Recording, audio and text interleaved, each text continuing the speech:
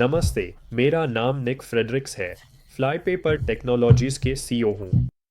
यहाँ आज आपसे हमारे उत्पाद शर्लॉक और इसकी सुविधा डिस्टिल के बारे में बात करने के लिए हूँ। आप डिस्टिल के साथ सभी क्लैश टेस्ट को वैसे ही सेटअप करें। इस मॉडल में मेरे पास एकल व्यापार और परीक्षण है,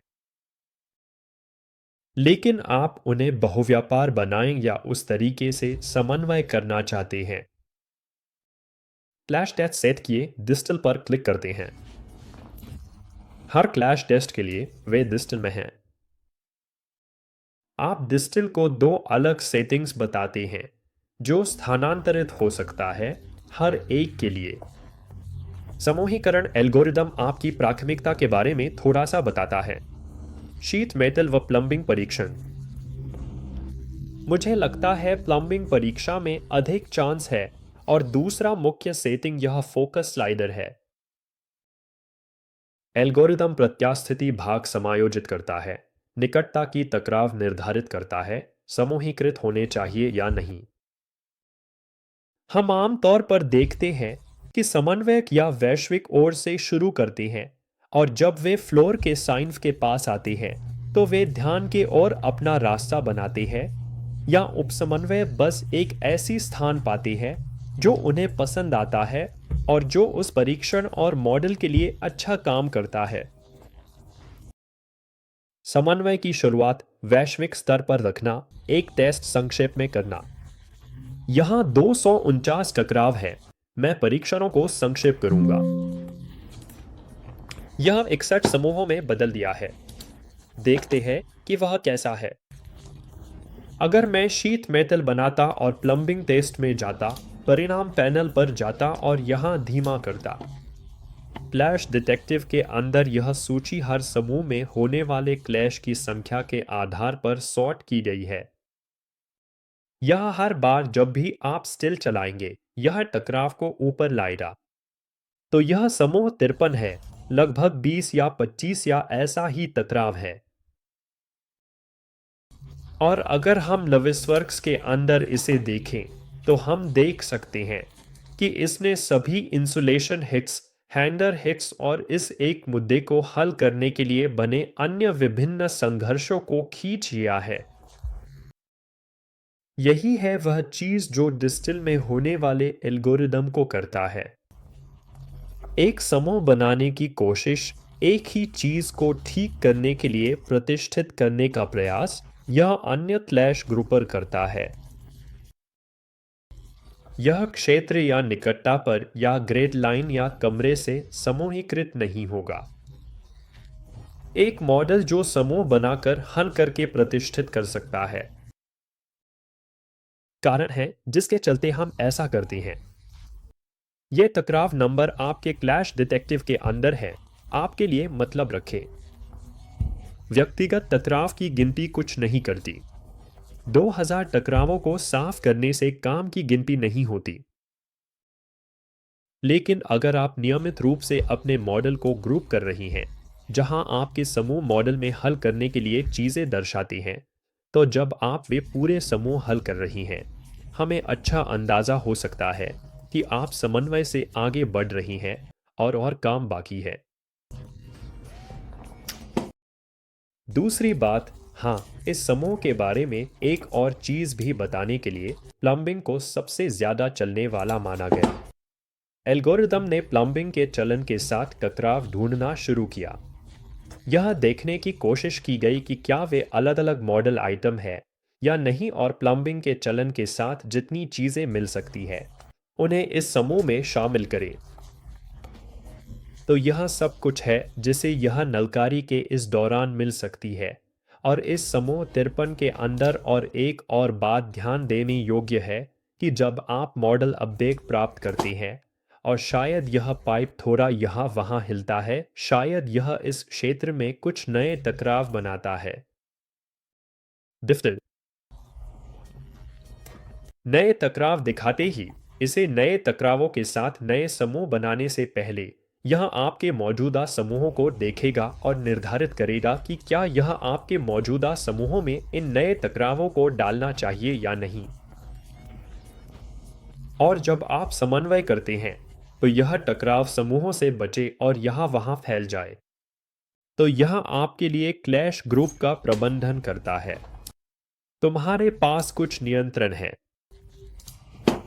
और यहीं पर इन मौजूदा समूह सेटिंग्स का उपयोग होता है। तो पहला मौजूदा समूह सेटिंग है कि ग्रुप के किन स्थितियों में डिस्टिल को टकराव डालने की अनुमति होनी चाहिए। डिस्टिल डिफ़ॉल्ट रूप से नए, सक्रिय या समीक्षित क्लैश ग्रुप में टकराव डाल सकता है। डिफ़ॉल्ट रूप से यह मंजूर या संतुलित समूह में टकराव नहीं डालेगा।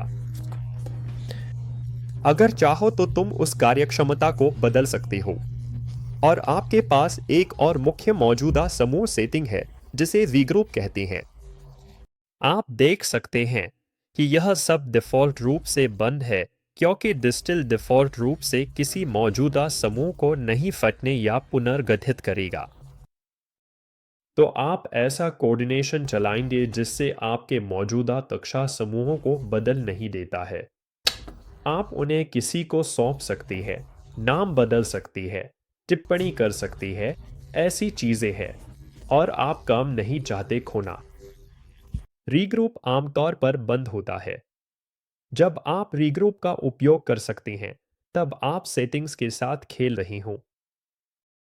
अगर आप डिस्टिल को टेस्ट कर रहे हो तो मॉडल पर स्लाइडर का असर देखें। रीग्रुप को ऑन करें, सेटिंग बदलें, फिर से डिस्टिल चलाएं और नई सेटिंग्स लागू होंगी। अगर आपके पास रीग्रुप नहीं है तो मौजूदा समूहों में कुछ भी बदलाव नहीं होगा।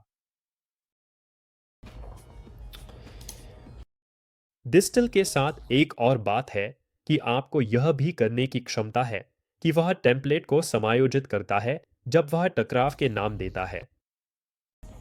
डिफ़ॉल्ट रूप से वहां टकराव समूह का नाम और एक नंबर देगा जो कभी भी टेस्ट में उपयोग नहीं होगा। अगर आपने सभी क्लैश समूहों को हटा दिया और फिर से उसी क्लैश टेस्ट को चलाया जाता है तो यह 62 से शुरू होगा क्योंकि पहले ही 1 से 61 का उपयोग कर चुका है। आप अपने क्लैश ग्रुप नामों में चयनों को शामिल कर सकते हैं जो क्लैश में शामिल है। परीक्षा का नाम, ग्रुप के वर्ष, महीना, दिन, ग्रिड क्रमबद्धता और आइटम 2 के नाम। डिस्टिल ग्रुप नाम टेम्पलेट में एरिया टैग शामिल कर सकते हैं। यह वास्तव में शर्लॉक की विशेषता है। मैं इसे डिस्टिल ग्रुप नाम टेम्पलेट में जोड़ दूंगा। पहली चीज होगी, उसे सेव कर लेता हूं तो अब मैं रुचियों को मॉडल में सेट अप कर सकता हूं जहां क्षेत्र उपकरण पर क्लिक करके जो करता है मुझे योजना दृश्य में डाल देता है। किसी क्षेत्र में छूट तो मुझे पता है कि इस मॉडल में विशेष रूप से एक मैकेनिकल रूम होता है जो विशेष होता है।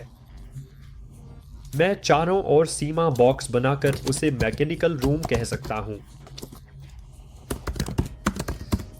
मेरे पास यह क्षेत्र कहाँ लागू होता है ऊपर नीचे बदलने की क्षमता है और यह आपके सक्रिय ग्रिड सिस्टम और उसके स्तरों पर आधारित होता है।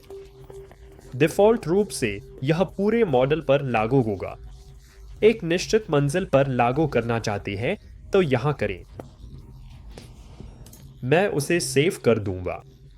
मेरे पास मैकेनिकल रूम है और मैं इस कॉरिडोर में सभी टकरावों को टैग करना चाहता हूं। मैं एक और क्षेत्र में ड्रा करने जा रहा हूं, इसे कॉरिडोर कहूंगा।